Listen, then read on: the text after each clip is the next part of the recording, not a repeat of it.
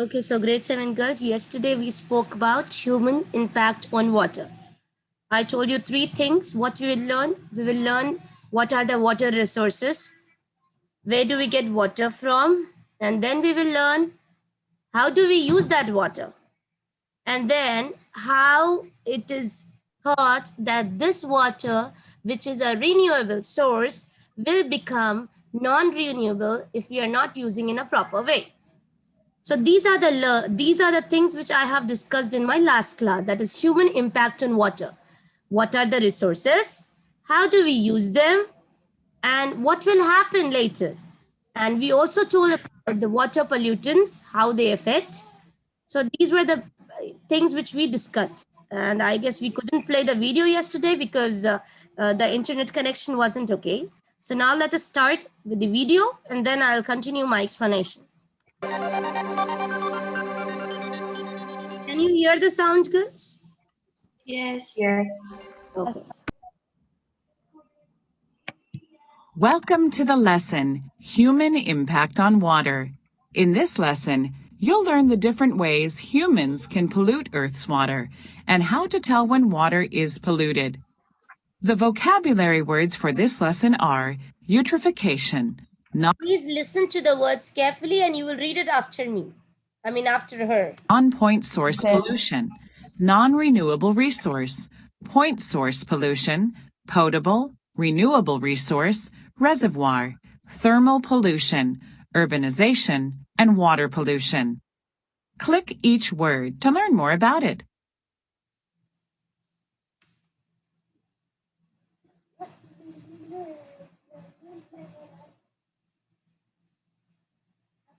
How much water do you use in a day? Yesterday we compared like water in the cities are used more when you compare to the urban, to the villages or to the town, because there water is not that easily available in the tap. They have to go to wells to collect that water and come back. So imagine they know the value of water, so they use it very carefully. They know that when it gets finished, they have to run to collect it again, which is not that easy. So see, what do we use? Water daily? What are the uses of water, girls? Yes, Dana, where do you use water daily? Yes, miss. Where do you use water for? How much water do you use? Like, I cannot ask you how much, but where all do you use water?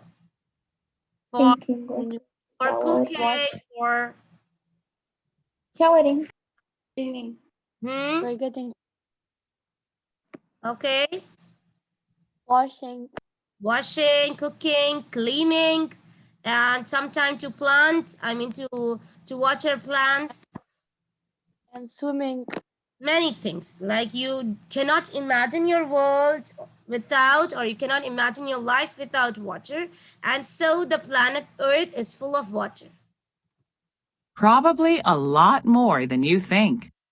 Sure, you drink water, but you also use water when you brush your teeth, take a shower, and flush the toilet. You're using water when you wash dishes and when you rinse that apple you just ate as a snack.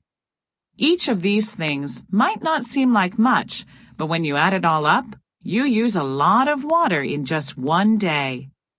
Combine what you use with what all the members of your family use, and you might be using 100 gallons or more a day. That's a lot of. It's not even liter, girls, gallon, it's too much. Of course, when you just imagine for yourself, when you combine your family to that, you can imagine how much water we are wasting and we are using also. Water.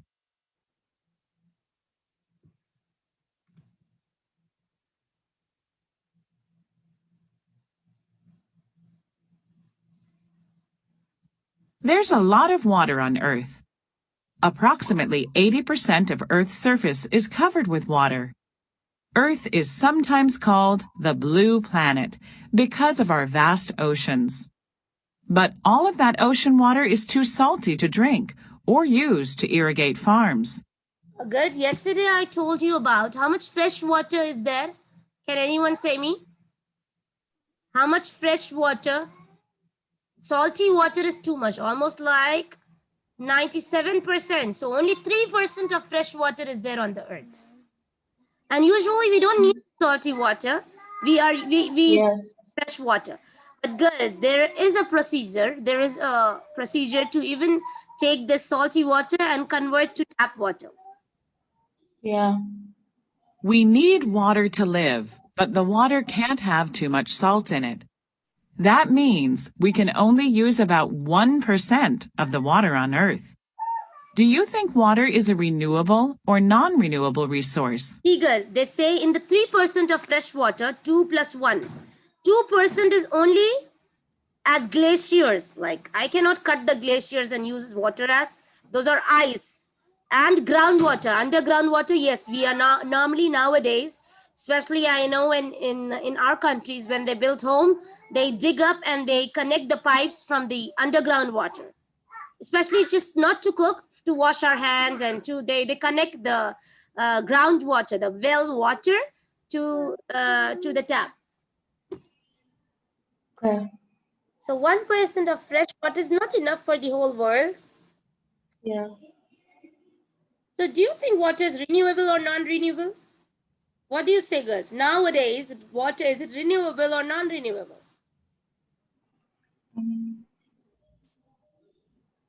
Right now, it's not finished. So now we call it as renewable. But we are scared. We think that, like, after many years, it might be non-renewable resource. Mm.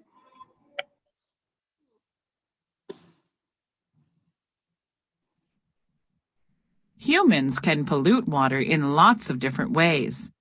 When water is polluted, it is dangerous for us to use it. When people talk about how dirty or clean water is, they talk about its quality. Scientists measure water quality to find out whether the water is potable or safe for us to use. So girls, Click each picture to learn more. Humans, we can cause chemical by throwing, I told you, industrial waste. In industries, we are using many chemicals.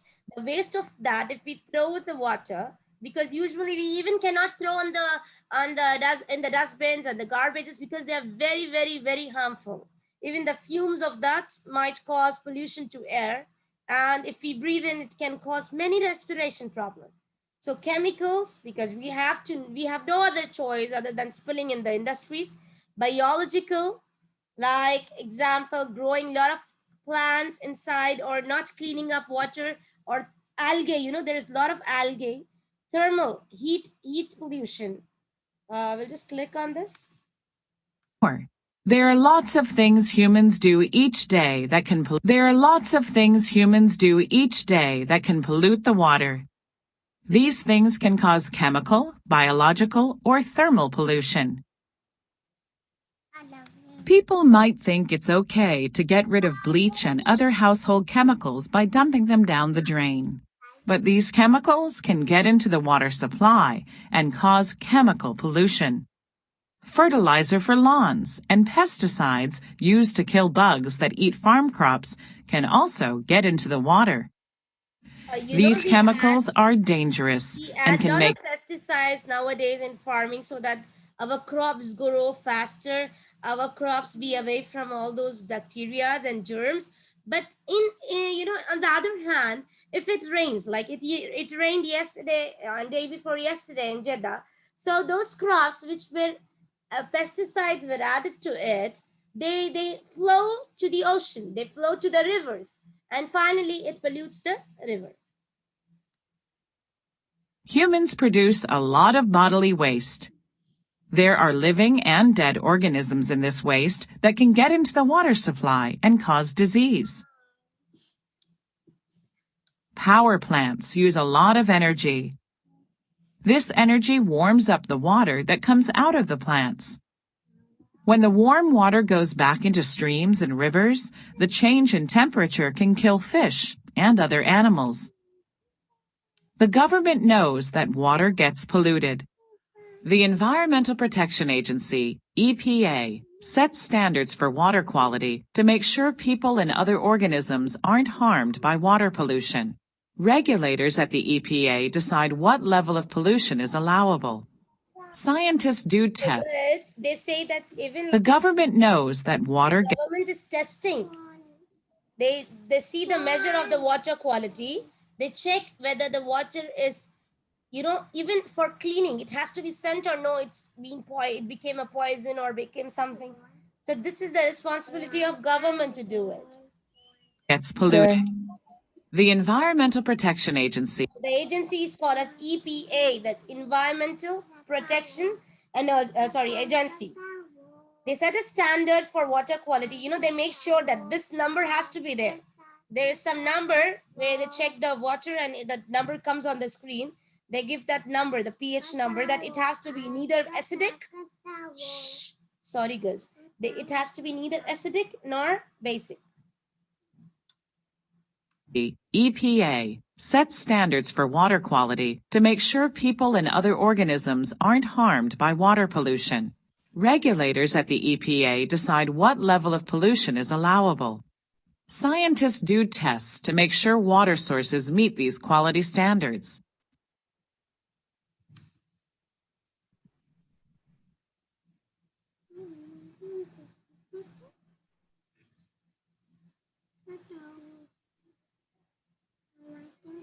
How do scientists monitor water quality? One way to start is by carefully keeping track of what's happening to the water.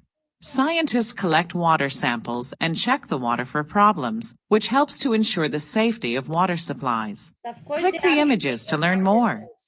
The scientists need to take samples from everywhere and then check the quality of the water.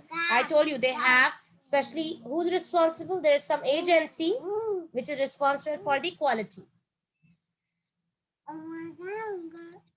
By monitoring water, scientists can identify an issue before the problem becomes widespread. Scientists measure the chemical and physical qualities of water. These qualities include water temperature, pH, salt content, oxygen content, and turbidity. Girls, you must know that include the water temperature. They check whether it must not be so high that it destroy the plants or it destroy the water. pH. You remember last year we did in something in the lab for checking the acid and the base that was changing the color. Yes. Yeah, that is actually pH, checking the pH. There's Okay. for water it is 7. If you get 7, that means the water is pure. If you get above 7, 8, 9, 10, that means it is basic. If you get below 7, that means it is acidic. So they check the pH with a pH meter. They check the salt content, how much salt is present. They check the oxygen. You know that water is H2O. So they check the oxygen content. They check the turbidities and see the... Scientists measure the oxygen content of the water or the amount of oxygen that is dissolved in it. Most aquatic organisms thrive in waters with a dissolved oxygen content of 5 to 15 parts per million. As water's oxygen content falls, the water can support fewer types of aquatic organisms. They have to check amount of oxygen in these, especially rivers and all, to see that whether it survives or not. The pH of a water sample tells scientists about the acidity or alkalinity of the water. I told you acidity and alkalinity. What does the pH do?